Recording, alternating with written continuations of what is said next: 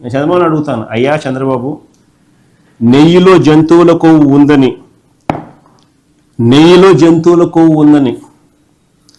ఆ నెయ్యి లడ్డూలో కలిసిందని, ఆ లడ్డూలు భక్తులు తిన్నారంటూ దేవుడంటే భయము భక్తి లేకుండా చంద్రబాబు మాట్లాడారు. ఆ రోజు ఆయన అన్న మాటలన్నీ మీ అందరికీ గుర్తుండాయి కదా. ఆయన అన్న మాటలు ఇవే కదా. చంద్రబాబు నాయుడు అనే వ్యక్తి ఆ రోజు అన్న మాటలు, నెయ్యిలో జంతువుల కొవ్వు ఉందని, ఆ నెయ్యి లడ్డూలో కలిసిందని, ఆ లడ్డులు భక్తులు తిన్నారని,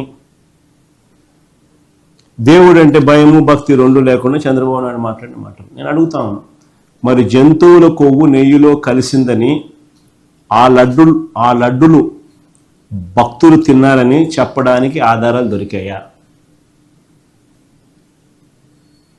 చంద్రబాబు నేను సూటిగా ప్రశ్నిస్తాను. కల్తీ నెయ్యి ఆరోపణలున్న ఆ ట్యాంకర్లు, ఎన్ని క్వశ్చన్స్ నేను అడుగుతాను. ఆ కల్తీ నెయ్యి ఆరోపణలో ఉన్న ఆ ట్యాంకర్లు ప్రసాదం తయారీలోకి వెళ్ళాయా? దీనికి ఆధారాలు ఉన్నాయా అని అడుగుతాను.